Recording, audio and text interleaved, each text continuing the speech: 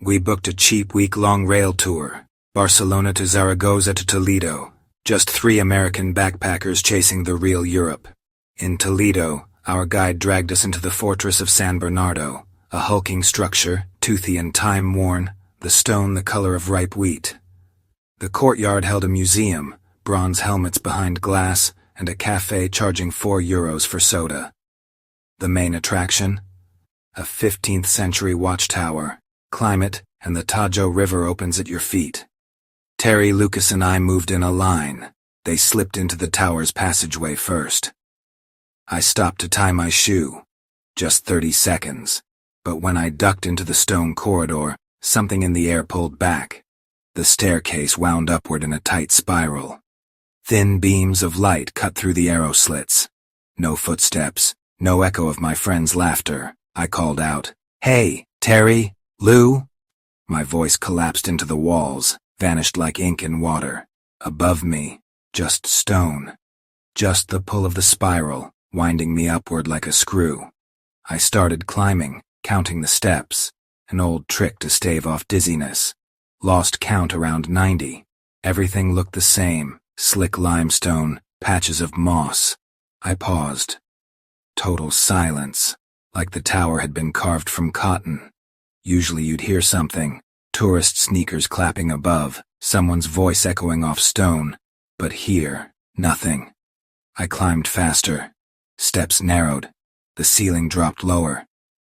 5 more minutes, I told myself, and I'll be at the top. But the top never came. Just more steps. I leaned against the rough wall to catch my breath. In the flashlight beam, I saw a charcoal scrawl. "Don't stop." Beneath it, barely legible, James Carter, 1974. I turned back, went down a few turns, and nothing changed. Same dark stone, same shallow grooves in the steps, like I hadn't moved at all. My phone read 1:38 p.m., but it felt like I'd been climbing an hour. Another scratch on the wall. Sigo subiendo. Still going up. Lower down, under a thin layer of dust, a dry brown handprint, like someone had slammed it into hot brick. On another turn of the stairs, I heard breathing, faint shuffling above. I shouted, "Lucas, that you?" The answer, a wooden creak. There shouldn't have been wood, not in a stone tower. Then, the sound of a bowstring drawn tight. An arrow? I pressed to the wall. Nothing came. Then it hit me. Maybe I wasn't hearing someone else. Maybe I was hearing myself, my voice echoing up some invisible tunnel of time. Maybe the tower didn't give echoes back. Maybe it took them. A few more loops up, I found a low gap. A widened arrow slit, turned into a narrow alcove. I squeezed through. Cold air gave way to dusty staleness. Broken arrows lay like a nest along one wall. In the center, a stone pedestal piled with bones, twigs, a rusted medallion. On the limestone, scrawled in coal and traced over many times, "Who's here? The stairs go neither up nor down. To leave. Final stay." Shako swaing, jaun sa fein. Wine chase. Swaini chin fein. Fwy, thirsty. Under it, fresh ballpoint ink. Lucas was here, 2025. My stomach nutted. Lucas had reached this niche and vanished somewhere beyond. I scanned for exits, then saw a rectangular block jutting from the wall. I pressed it. The stone shifted, revealing a dusty shelf. On it, a matchbox, a pencil stub, and a folded English-language brochure. Fortaleza de San Bernardo. Visitor Guide 2025. The font, my handwriting. I'd grabbed the same brochure from the desk that morning and stuffed it into my pocket. But now the paper was yellowed, like it had sat in sunlight for decades. A wild thought struck me. The stairs weren't twisting space. They were twisting time. Step up, and you move forward. Step down, you rewind. This niche, a trap where the leftovers of other people's years collect. I tore out a clean page from the brochure, scrawled with the pencil, "I'm Jeff Walker, July 2025. Terry, Lucas, can you find me? If you read this, leave a reply.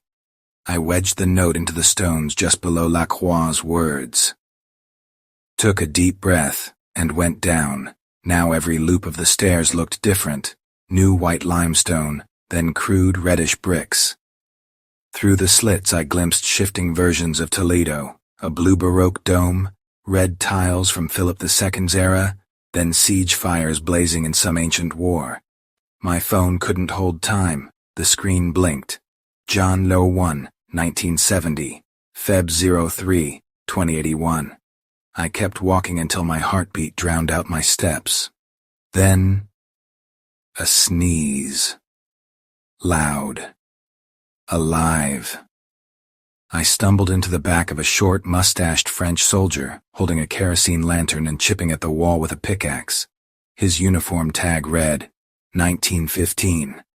I showed him the brochure, scribbled Lacroix in the dust. His eyes went wide. He grabbed the page, read hungrily, hissed, Si je donne ça, la tour me relâchera. If I give this, will the tower let me go? Before I could answer, whispers surged from behind us. Our conversation bouncing off the walls of centuries. The tower rewound time like a reel of tape. The soldier stuffed the brochure into his coat, and the stairs shook. I stumbled back, slipped, and fell through a whole spiral of nothing. My head buzzed.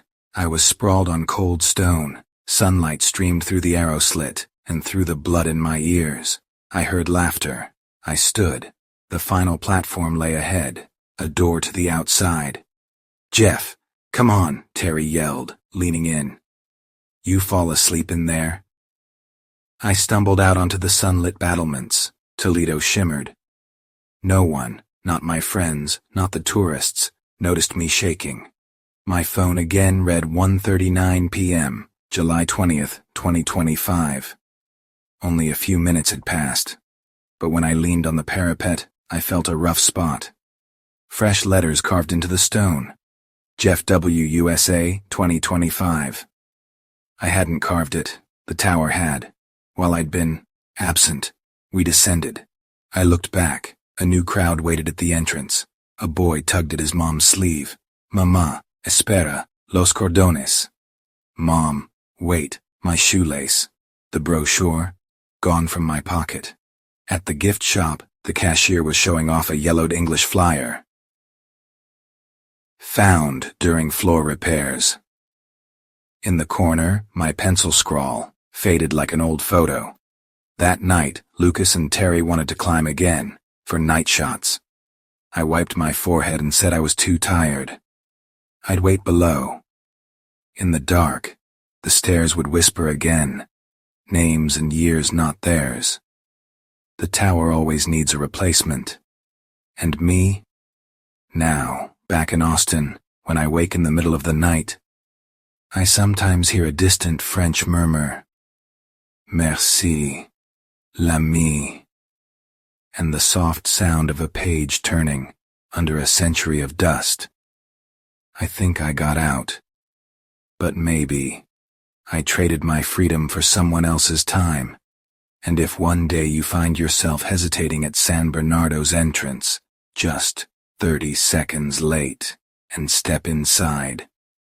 Listen, if the echo doesn't come back, that's me, or Lacroix, or James Carter, 1974, repeating, don't stop, because if you do, the tower will shift the years, and you'll become just another mark on its spiral. If you made it all the way to the end, then you're exactly the kind of person I'm looking for. Hit that subscribe button. It really means a lot to me. I hope I can keep bringing you more stories, to make you smile, or maybe, to scare you.